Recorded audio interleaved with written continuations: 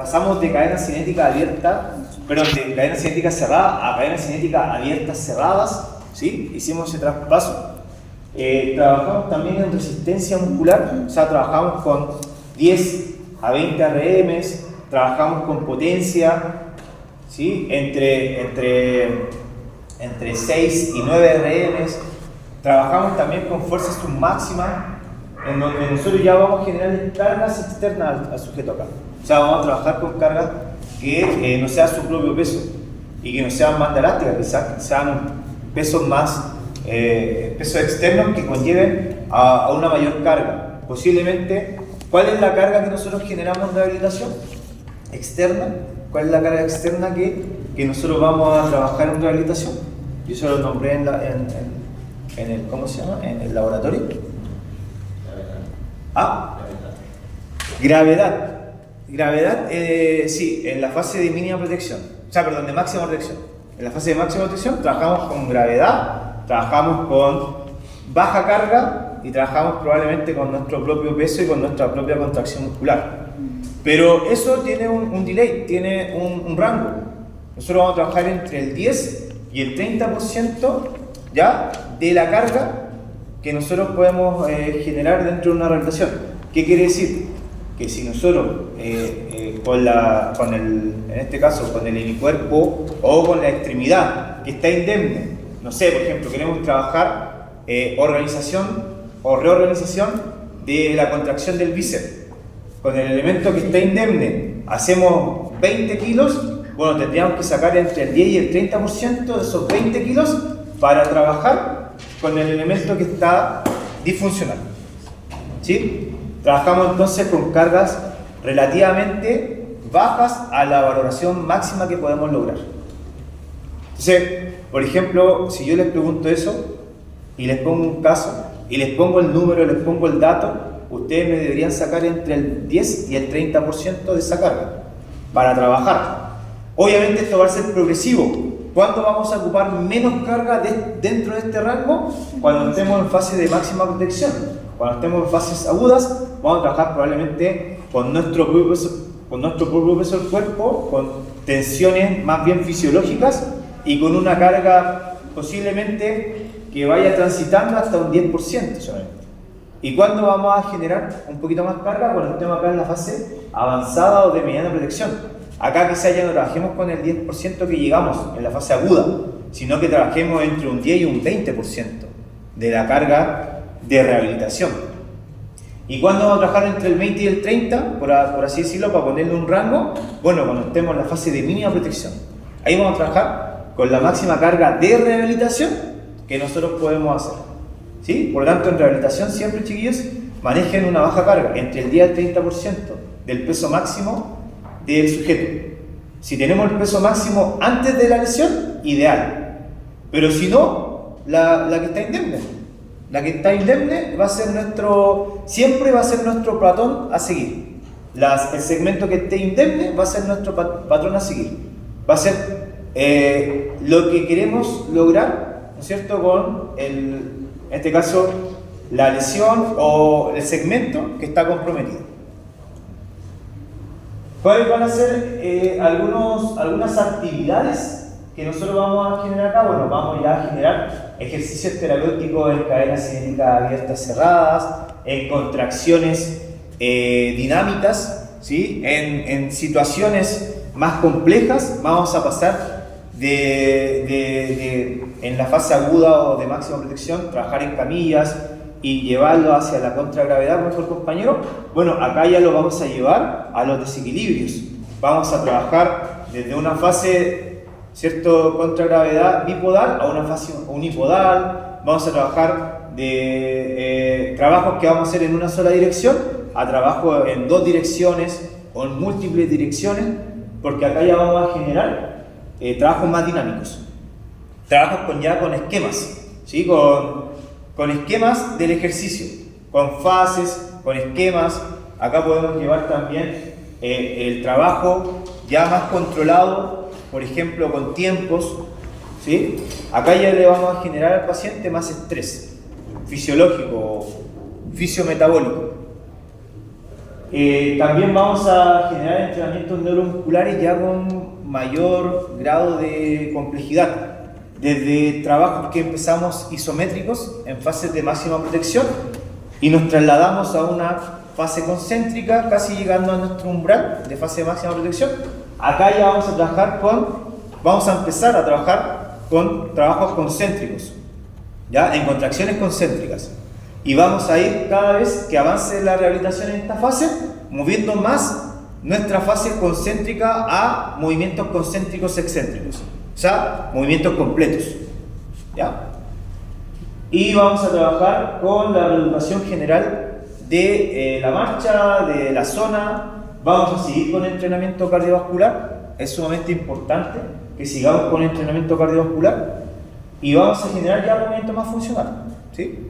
¿Qué otro objetivo ustedes creen que podamos plantearnos acá? En la fase de mediana protección o fase avanzada. ¿Qué pasa con el equilibrio? Bueno, que ahí está nombrado. ¿Qué pasa con el balance? ¿Ya? ¿Qué pasa, por ejemplo? Bueno, acá habla de resistencia, fuerza muscular y de equilibrio, ¿cierto? Pero ¿qué otras cosas más podemos agregar acá? ¿Ah? Coordinación, importantísimo. Coordinación acá, tenemos que generar un programa en base a movimientos ya coordinativos y esa coordinación finalmente a nosotros nos va a posibilitar y nos va a dar la factibilidad de que el sujeto ya cada vez se acerque más a la fase de línea de protección. ¿Qué más podríamos agregar acá? Podríamos agregar, por ejemplo, mecanismos del control sensorio-motor, ¿sí? Trabajar nuestro sistema aferente, proprioceptivos, ¿sí? Nuestros sistemas sensoriales, ¿ya? Acá se trabaja también mucho lo que es el balance, pero el balance óculo-manual, el balance ojo-pies, ¿cierto? El balance general de nuestro equilibrio corporal. Trabajamos en base a plataformas que van a ser poco inestables, ¿ya? A plataformas que van a ser más inestables. O sea, vamos gradualmente incorporando plataformas más inestables en esta zona, ¿sí? ¿Cuáles son las plataformas menos inestables? Colchoneta, bueno, primero bipodal y unipodal. Ya pararnos en unipodal ya nos hace ser una posibilidad, ¿no es cierto?, de trabajar la inestabilidad de nuestro balance. Después, ¿qué le podríamos agregar? Colchonetas, después plataformas o discos de Freeman y después ya agregamos BOSU o plataformas más inestables del comportamiento humano. Inclusive hoy en día se trabaja mucho con lo que es la perturbación en base a un movimiento funcional. La persona va caminando, por ejemplo, y hay plataformas que se mueven y que te generan esa perturbación y uno tiene que generar el balance inmediato, ¿sí? Eso por lo general se trabaja en marcha. ¿Por qué? Porque lo que más se pierde en marcha son las cosas inesperadas, no las cosas esperadas. Si uno se para arriba de un BOSU, es algo que es esperado porque yo lo voy a planificar. Yo estoy mirando, voy a decir, me voy a parar frente a ese elemento, me voy a preparar. Y eso ocurre habitualmente cuando nosotros vamos caminando, nosotros vamos pensando en que me puede ocurrir eso, en que, no puedo pisar ahí porque me puedo doblar el pie. Nosotros somos automáticos, no vamos pensando en eso. Por lo tanto, ¿qué tenemos que hacer cada vez más como rehabilitadores? Cosas que trabajen a nuestro cerebro, que trabajen el balance, porque son cosas cotidianas que vamos a vivir a diario, cosas inesperadas, que no vamos a estar pensando, sino que tenemos que generar una respuesta frente a eso. Y eso es más o menos cómo se trabaja el balance, de cosas que son esperadas, que son planificadas, que son planteadas, a cosas que son inesperadas, que no tienen una organización y que no tienen una automatización, que yo tengo que realizar una respuesta frente a esa perturbación, ¿ya? Y cuando nosotros ya tenemos esta fase avanzada y queremos pasar a una mínima protección, deberíamos hacer otra evaluación. Y esa evaluación consiste en ver los criterios de ingreso, que acá son fuerzas, más que acá dice del cuádriceps, fuerzas de agonista-antagonista que superen más del 80%, ¿ya?, de la fuerza en común. y completar las fases anteriores, o sea, completar que ya tenga el rol completo, que ya tenga organización de la contracción muscular, que ya no tenga edema, que ya no tenga dolor, que ya no tenga, bueno, todo lo que ya vimos anteriormente, ¿cierto? Con estos criterios de ingreso, que ya tenga funcionalidad. O sea, acá el paciente, en la fase de reintegro a sus actividades de la vida diaria, laborales, deportivas, etc., ya debe jugar con propiedades funcionales, ¿sí? Acá nosotros deberíamos hablar funcionalidad finalmente. Hay otros criterios igual para evaluar si es que podemos entrar en esta fase de reintegro. Hay varios tests. Por ejemplo, está no sé, por ejemplo, si hay una lesión de tren inferior, específicamente de tobillo, está el E-Balance test. Ya, el E-Balance test es un test que se llama el test de la estrella, que es una Y invertida, en donde yo voy a generar un desequilibrio de mi cuerpo porque voy a estar en un hipodal y voy a tratar de llegar hacia los extremos de esta Y. No sé si lo han hecho anteriormente. ¿Lo hicimos en su laboratorio? ¿Ah? ¿No lo hicimos en su laboratorio? ¿Ah, lo hicimos nosotros? Sí. Ah, bueno, es que hicimos el laboratorio entonces. Entonces, ese, ¿verdad que lo hicimos? Sí. Yo tengo memoria a corto plazo. Se nota. Entonce, el E-Balance test podría ser un criterio de ingreso acá para lesiones del tren inferior. Entonces, si nosotros lo completamos y después sacamos el resultado, y ese resultado nos da, ¿no es cierto?, entre 90 y 110, nosotros podemos ingresar a esta fase. En cambio, si todavía no hay una buena respuesta de la pierna, o en este caso del segmento que estuvo lesionado versus el segmento que no estuvo lesionado, probablemente no tengamos una homogeneidad mayor al 80% entre ambos segmentos y tengamos que seguir en la fase anterior. ¿Ok? Tenemos varios criterios. Uno es ese criterio. Ojo, que si yo le pregunto criterios para fase de reintegro, ahí ya tienen uno. Generar o evaluar con el E-Balance test el reingreso a esta fase. ¿Cuál sería otro? Ver musculatura agonista-antagonista que esté mayor al 80% de fuerza de contracción muscular. ¿Sí? ¿Y qué dijimos Jorge? ¿Correa? ¿Qué dijimos? ¿Cómo debería ser esa fuerza? ¿Agonista-antagonista? Estamos bien todavía. ¿Usted lo dijo? ¿No se acuerda? 30. ¿Se acuerda? ¿Quién se acuerda? Ah, 70-30. No, 60-40. 60-40, ¿sí? Lo que era la fuerza contráctil de un 100% entre cuádriceps y isquiotibiales, ¿sí? 60 del cuádriceps, 40 del isquiotibial. Y así, pronación, supinación 70-30, C30-70 la pronación, 30 la supinación. Si es flexo, extensión de grado 50 y 50, y así. Tenemos todos los músculos agonistas-antagonistas que podríamos evaluar cómo está esa sinergia de fuerza muscular. Evaluar también acá potencia, ¿ya? Si es que está recuperada la potencia muscular. Y recuerden que la potencia va en base a, en este caso, la rapidez de ejecución del movimiento y la fuerza como yo puedo hacer este movimiento. Es una expresión de fuerza-velocidad o fuerza-tiempo, ¿ya? ¿Qué otro test podríamos generar acá? Por ejemplo, si es que en marcha, podríamos generar el test de 6 metros lanzado, ¿sí? Y si nosotros generamos una rapidez de marcha mayor a 1 metro partido por segundo, es un criterio de funcionalidad. Ya, entre más rápido sea la marcha, más funcional es la persona y más posibilidad tiene de hacer ya su actividad de la vida normal, ¿sí? Y eso lo podríamos contrastar porque esa evaluación la podríamos hacer al inicio igual, ¿sí? Y si la persona tiene, ¿no es cierto?, no sé, 0,8, 0,7 metros partidos por segundo y evoluciona hasta más de 1 metro partido por segundo, es que ya podemos ingresar a esta fase. Y así tenemos varios criterios cómo cumplir o cómo generar este criterio de ingreso. ¿Cuáles son los objetivos acá? Bueno, en general preparar a la persona para su actividad normal. Acá ya deberíamos hacer actividades operacionales que lleven al sujeto a una normalidad. Si el sujeto solamente hace cosas en la casa, bueno, generemos actividades en torno a situaciones de la casa, al vestirse, al bañarse, al comer, bueno, y tendríamos que tener elementos para generar esas acciones, ¿ya?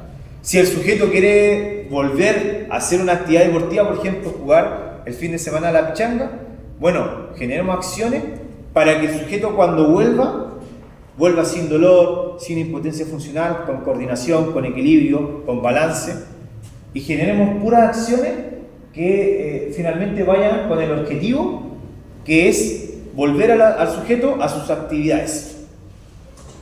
¿Ya? Bueno, entre esos vamos a tener vamos a generar acá muchos operacionales que son del punto de vista de la funcionalidad, con el entrenamiento de agilidad, el entrenamiento específico para sus actividades de la vida cotidiana, el entrenamiento, ¿no es cierto?, en base a funcionalidades mucho más complejas. ¿Sí?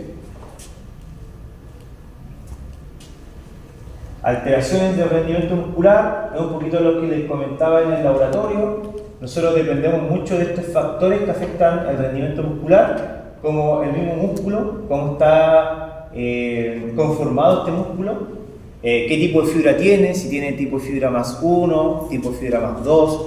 ¿Cuál es el tipo de fibra 1? ¿Ah? No. Tipo de fibra 1, tipo de fibra lenta. ¿Sí? Las tipos de fibra 1 son las tipos de fibras más rojas, por así llamarlo, que son las fibras lentas. Y las dos tipos de fibra 2 son las fibras rápidas. Y ahí tenemos las 2A y las 2B. Las 2A, que son las fibras más bien rápidas, pero que pueden ser mixtas. Estas finalmente son las que pueden cambiar su patrón de fibra dependiendo de la actividad que hace la persona. Si la persona hace más actividad aeróbica, si no hace mucha actividad anaeróbica, mucha actividad rápida, probablemente se vaya más esa mixticidad hacia fibras lentas. ¿Ya? Y tenemos las fibras 2B, que son las fibras rápidas, que son las llamadas fibras blancas o fibras más rápidas. La necesidad del entrenamiento o en este caso de las tareas que hace el sujeto, adaptaciones neurológicas, como en este caso la capacidad que tiene el sistema nervioso de llevar la información, y ahí vemos con electromiografía cómo es el impulso del potencial de acción. La fatiga muscular, si ese músculo es altamente fatigable o no. ¿Cómo podríamos evaluar la fatiga muscular? ¿Cómo podríamos evaluar la fatiga muscular? ¿Ah? Con la resistencia muscular, ¿sí? Si un músculo tiene poca resistencia muscular, probablemente sea altamente fatigable para una actividad. Por lo tanto, ahí podríamos hacer test de resistencia muscular, ¿ya? Y ahí podríamos hacer test de, no sé, por ejemplo, están los test de McGill. Los test de McGill son una batería de test que son en isometría. Test de plancha, la plancha frontal, plancha lateral, hacia un lado, hacia el otro, y plancha invertida. Todos esos test tienen un tiempo. Por lo general, cuando el test cumple el tiempo, es que probablemente ese músculo tenga grado de fatigabilidad en donde pueda compensar y pueda generar puede generar que no se genere fatiga prontamente. Pero cuando el sujeto, ¿cierto?, pierde muy pronto en tiempo, pierde muy pronto la resistencia muscular en ese test, es que probablemente el sujeto tenga alto grado de fatiga frente a una situación o a una actividad. Aspectos cognitivos de rendimiento, bueno, uno de los aspectos que generamos también en la fase de mínima protección es trabajar con elementos cognitivos, o sea, en tareas duales. ¿Ya? Acá trabajamos mucho con el elemento cognitivo. ¿Y cómo se trabaja el elemento cognitivo? Bueno, con la memoria a corto y a largo plazo, con elementos que van a trabajar nuestro cerebro, con funciones que vamos a generar en base a una rehabilitación, con elementos distractores que nosotros debemos ir pensando y debemos ir esquematizando. Entonces el elemento cognitivo y mental tiene muchos aspectos positivos si nosotros lo trabajamos en nuestra rehabilitación. ¿Alguna duda hasta acá? ¿Chiquillos? Factores que afectan el rendimiento muscular, solo en torno al 20% de la masa de los recién nacidos en tejido. Bueno, aspectos prepuberales, puberales, cuando tenemos un retardo en el desarrollo puberal, ¿ya? Nosotros quizás podamos tener más factor de alteración en el rendimiento muscular. ¿A qué edad llega la pubertad en las mujeres? ¿Ah? Cuando llega la primera menstruación puede ser entre los 10 y 14 años. Exacto, cuando llega la menarquia, ¿sí? Lo general bueno, cada vez hoy en día está siendo más antes. Quizás ahora ya contemplamos entre los 9 y 13 años, ¿ya? Entonces, cuando llega la menarquia, esa es la acción, la primera regla es la acción de que pasó de una etapa prepuberal a una etapa puberal. ¿Y en los hombres? ¿En los hombres? Es más tardío. Es más tardío el hombre. Entre los 13 y los 15, pero ¿y cómo sabemos? Porque empieza a cambiar el tono de voz, le salen vellos tanto en el rostro, en las vesículas. Cuando sale el vello. Sí, cuando tiene un desarrollo a través del, en este caso como dice la compañera, el vello, y también, si nosotros queremos ser más exactos, cuando tienen un desarrollo testicular, ¿sí? Cuando bajan los testículos al escroto, es cuando tienen un paso de la etapa prepuberal a la etapa puberal, y eso es un poquito más retardado en los hombres. Como dice la compañera, posiblemente entre los 12 y 15 años, ¿ya? Cuando cambian la voz, igual es una forma de saberlo. Y bueno, ¿y por qué es importante eso para el factor de rendimiento muscular? Porque nosotros, cuando vamos a trabajar la hipertrofia muscular, o sea, que el músculo genere trofismo y genere aumento de la masa, es cuando estemos en una etapa puberal. No podemos trabajarlo antes, ¿sí? Cuando ya tiene una etapa puberal, nosotros podemos trabajar con ese objetivo. Antes, solamente vamos a trabajar el músculo, sí, lo vamos a trabajar, pero con esquemas, con juegos, ¿ya? Y no con un fin de hipertrofia muscular. ¿Ah?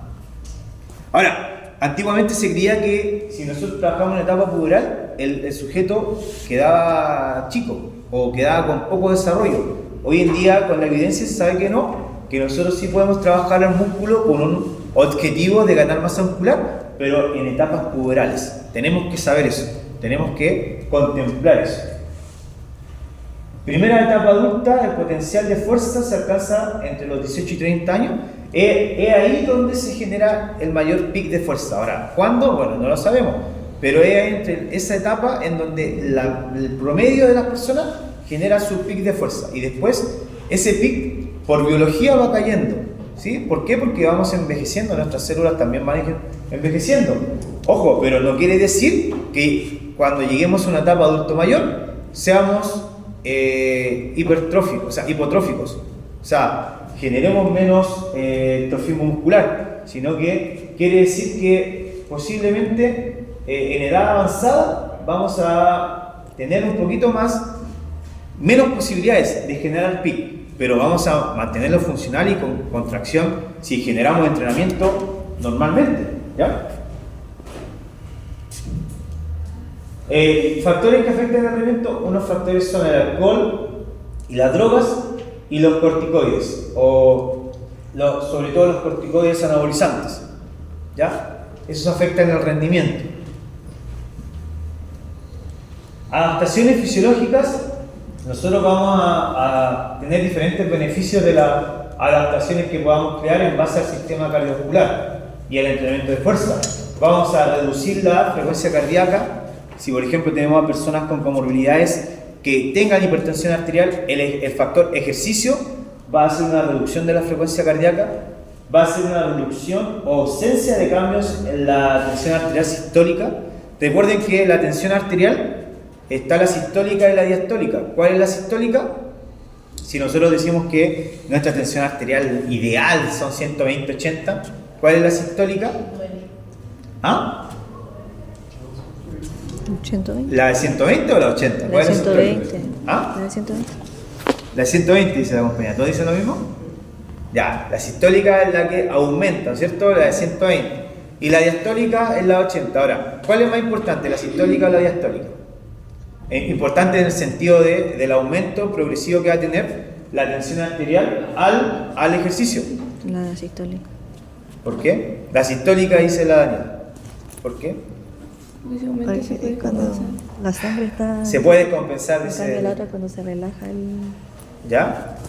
La sistólica, cuando nosotros realizamos un ejercicio, obviamente va a depender la intensidad del ejercicio. Si nosotros vamos generando un ejercicio incremental, la sistólica va a empezar así. ¿Ya? Recuerden que nosotros tenemos un ralentí en el corazón que se va sobreprotegiendo. Por tanto, la tensión arterial y la frecuencia cardíaca va a aumentar en torno a el input que nosotros vayamos generando en el corazón, no necesariamente a la intensidad. ¿Ya? Muchas veces nosotros no podemos en los primeros minutos tener a la frecuencia cardíaca como un patrón objetivo de rendimiento. ¿Por qué? Porque la frecuencia cardíaca se tarda en incrementarse. ¿Sí? La intensidad, ¿a qué le llamamos intensidad? Los watts, los kilómetros por hora, por ejemplo, ¡pum!, se van a incrementar exponencialmente, pero el corazón va a ser un ralentí en donde la frecuencia cardíaca va a ir incrementando paulatinamente. Ahora, cuando llega al mismo estadio de la intensidad, ahí se mantiene y ahí sí podemos manifestar nuestro entrenamiento en base a la frecuencia cardíaca. Pero aquí iba yo. La sistólica va a aumentar así, exponencialmente al ejercicio, incremental. Pero la diastólica va a aumentar así y después se va a mantener. ¿Por qué? Porque la sistólica es la que aumenta con mayor grado. La diastólica se mantiene, incluso baja en algunas oportunidades frente a un ejercicio. ¿Ya? Por lo tanto, ¿cuál es la que debemos controlar con mayor fuerza? La sistólica. Pero ¿cuál es la más importante, entre comillas? La diastólica. Porque si la diastólica sube exponencialmente como la sistólica, estamos en grave peligro de empezar a generar paros cardíacos. ¿Sí? Entonces, la sistólica es la que vamos a controlar con los cambios que vamos a generar con la tensión arterial y que nos va a ser beneficio del ejercicio. Y la diastólica igual se va a beneficiar, pero la diastólica sabemos que no aumenta tanto, que aumenta un poco, después se mantiene, inclusive a veces baja, cuando vamos generando un ejercicio. Ahora, si ustedes ven que la diastólica aumenta desproporcionalmente, es que ahí está pasando algo a nivel cardíaco. Reducción o ausencia de cambio en la tensión diastólica, reducción o ausencia de cambio en el gasto cardíaco. El gasto cardíaco finalmente es lo que es la tensión sistólica con el gasto que nosotros vamos a generar del corazón, ¿sí? Por lo tanto, entre menos gasto cardíaco tengamos, mejor. Reducción o ausencia de cambios de volumen sistólico, reducción o cambios en el consumo máximo de oxígeno. Cuando nosotros generamos ejercicio, de por sí vamos a aumentar nuestro consumo de oxígeno. ¿Hasta cuánto? Bueno, no sabemos, pero cada persona tiene su máximo posible de consumo de oxígeno fisiológico, pero el ejercicio te va a hacer que aumente tu consumo de oxígeno. Y reducción o cambios en el colesterol, ¿sí? Total. Entonces, todos esos beneficios vamos a tener cuando generemos adaptaciones fisiológicas del ejercicio. ¿De qué depende el desarrollo de la fuerza muscular? Ya habíamos dicho que la fuerza la podemos ver desde el punto de vista de la física, de la fisiología y de la acción muscular. En este caso, nosotros la vemos desde el punto de vista de la acción muscular, que es una tensión, una capacidad que va a generar contracción voluntaria máxima frente a una respuesta, ¿cierto?, de una motivación o carga externa, ¿ya? O interna también, ¿ya? Porque nosotros internamente igual generamos carga y estamos en tensión muscular o acción muscular. ¿De qué depende la fuerza? Depende del momento o el torque de acción, depende del trabajo o la potencia que nosotros vamos a generar en base a esa fuerza y depende de la coordinación de las acciones musculares que nosotros vamos a generar. Entre mayor coordinación tengamos que tener en grupos musculares, mayor va a ser la fuerza que generemos. Entre menos grupos musculares tengamos que generar para esa función que estamos haciendo, menos fuerza vamos a tener, o menos fuerza vamos a tener que hacer. Ya habíamos visto cuáles eran las manifestaciones de fuerza. Tenemos las fuerzas isométricas submáximas, y ahí, por ejemplo, esta persona está haciendo un test de McGill, que sería el test de plancha frontal, ¿sí? ¿Qué nos dice el test de McGill? Que una persona que una persona debería, ¿ya?, durar por lo menos 48 segundos en mujeres y 1,1 segundos en hombres, un minuto en hombres, por lo menos, ¿sí? Entonces, ahí tenemos ya un grado de cómo podemos evaluar para que pasemos a una fase de mínima protección. Pero eso se llama fuerza isométrica submáxima. ¿Y por qué submáxima? Porque acá no estoy generando mi máximo potencial de fuerza. ¿Dónde voy a generar mi máximo potencial de fuerza? Acá, cuando sea en base a una evaluación, por ejemplo, con un elemento externo. Eso es una... ¿cómo se llama?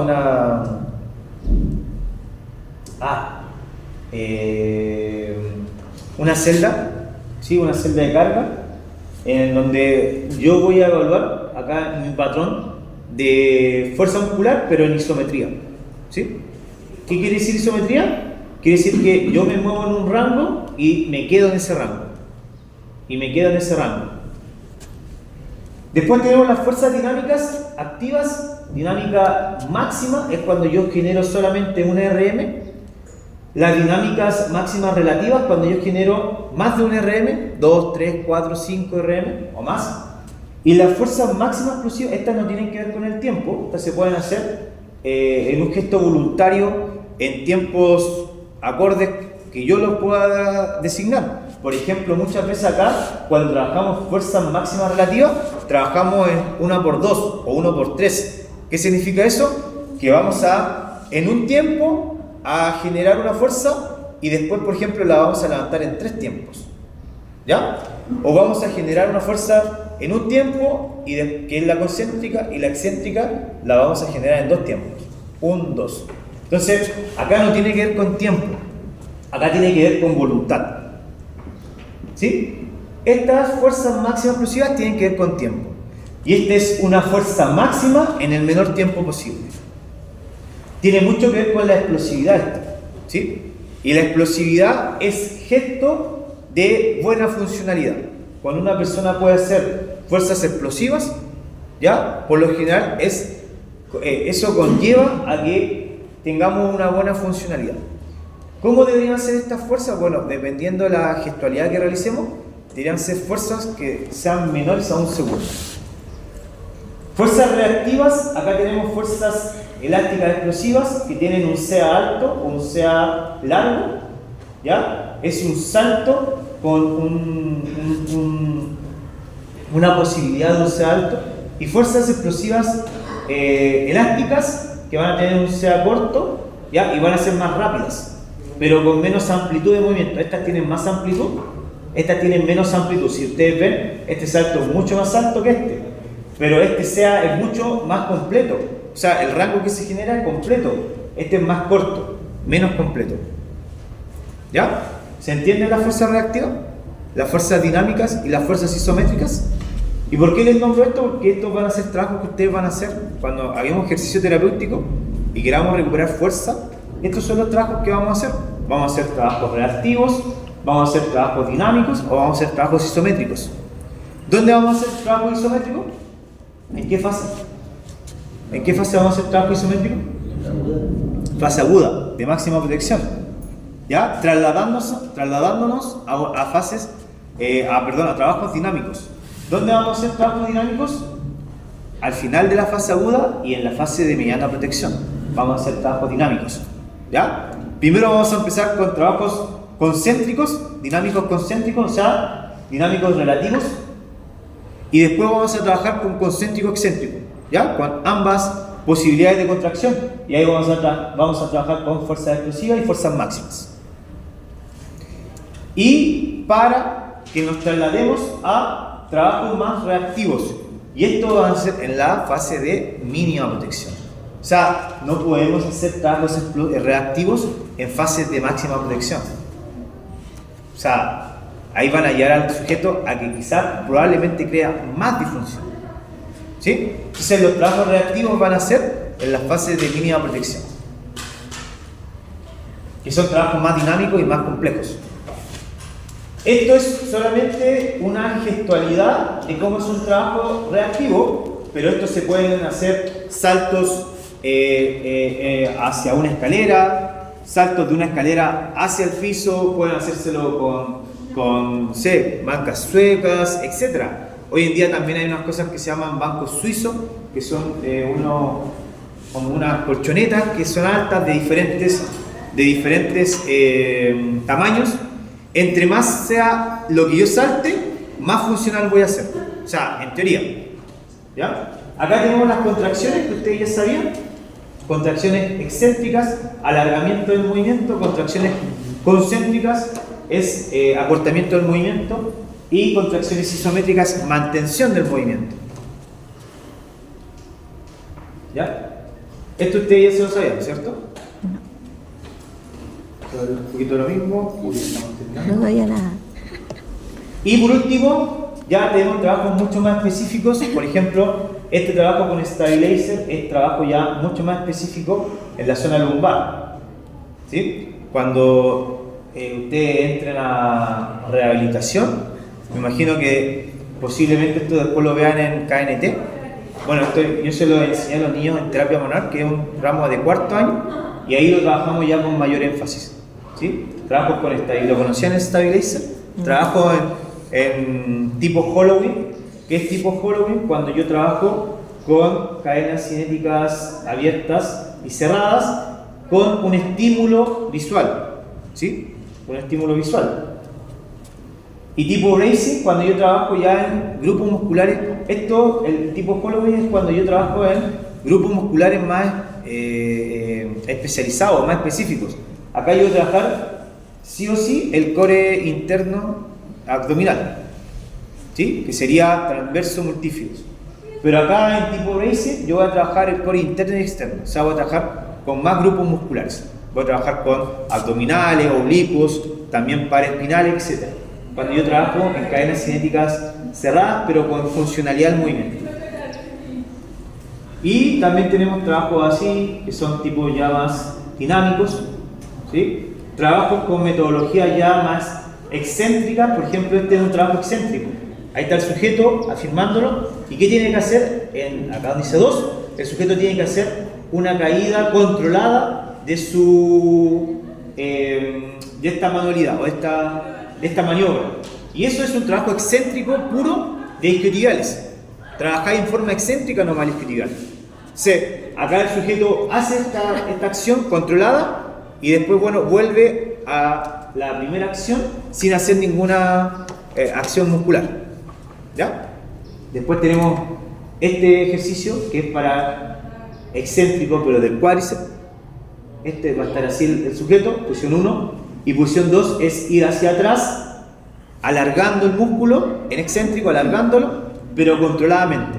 Estos ejercicios se hacen controlados. Esa es la premisa de estos ejercicios excéntricos. Si ustedes ven, se hacen sin peso, con la propia carga de nuestro cuerpo. Ahora, cuando uno ya domina esto, el siguiente paso, por ejemplo, es agregarle una carga externa. ¿Ya? Ejercicio explosivo de tren inferior. Se trabaja mucho en la rehabilitación. Fase reactiva, fase de mínima protección. ¿Ya? Ejercicios con ¿para qué creen ustedes que podría ser este ejercicio?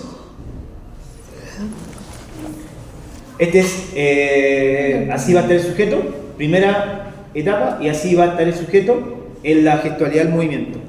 Es un ejercicio excéntrico, ¿pero de qué? ¿Creen ustedes? Este también es un ejercicio excéntrico. Así va a empezar y así va a terminar. ¿De qué es lo que es? Este también es un ejercicio excéntrico. La primera fase es cuando está parado y la 2 es cuando está en esta posición. Lo van a buscar porque puede que entre en esta imagen en la prueba, ¿ya? Y ustedes ahí van a contestar bien qué ejercicio es. Yo ya les dije de qué es, pero ustedes tienen que buscar qué músculo está trabajando. ¿Sí? ¿Se entiende, no? ¿Ya? Esa es la idea, que ustedes lo busquen. ¿Qué está trabajando acá? El excéntrico, el concéntrico, ¿y qué grupo muscular? ¿Qué está trabajando acá? En excéntrico o en concéntrico, ¿y qué grupo muscular? ¿Y qué está trabajando acá? En excéntrico o concéntrico, ¿y qué grupo muscular? Lo más probable es que salga alguna de estas en la prueba, así que van a contestar bien si es que lo buscan. Y eso, bueno, después tenemos ya trabajos más dinámicos, ahí tenemos un poquito, ya vimos esto. Miren, acá un poquito, ya una recapitulación de lo que estamos viendo.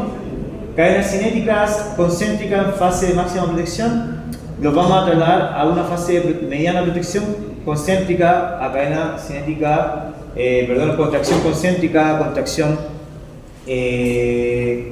cadena cinética, de concéntrico a excéntrico, y acá vamos a generar contracciones excéntricas, ¿sí? ¿Con qué amplitud, con qué orientación y en qué cadena cinética estamos actuando? Entonces la mediana tiene las dos, concéntrica y excéntrica. Y la mínima solamente excéntrica. Claro. Movimiento isométrico, dinámico, bueno, ya estamos esto ya lo vimos y creo que ya terminamos. ¿Alguna duda? ¿Alguna duda? Acá hay un poquito de clasificaciones, de dosificaciones de entrenamientos. Por último, si es el modelo FIT. ¿Qué es lo que es el modelo FIT? Es como nosotros programamos el ejercicio terapéutico. ¿Qué es lo que es la F? Frecuencia, la I, intensidad, la T, trabajo, y la otra T, tiempo. Por tanto, nosotros deberíamos usar esto para programar un ejercicio. ¿Cuánto es la frecuencia en tiempo que vamos a hacer ese ejercicio? ¿Cuánto es la intensidad que vamos a hacer? 10, 20, 30, 40, 50, 60%. ¿Cuánto es el trabajo y cuánto es el tiempo en duración? 1 minuto, 30 series, 10 repeticiones, etc. Y eso. Ya, chiquillos. ¿Y cómo podemos valorar el trabajo? En la escala de percepción del esfuerzo, ¿sí? Que va del 0 a 10. Ya, ahora, chiquillos, lo último. Nuevamente voy a comentar que el grupo de hoy día va hoy día entre las 6 y 9, ¿ya? El práctico entre las 6 y 9, y tienen que ir todos los que están asociados al grupo del martes. El grupo del jueves, como lo íbamos a hacer el viernes, y el viernes ahora parece que es sándwich.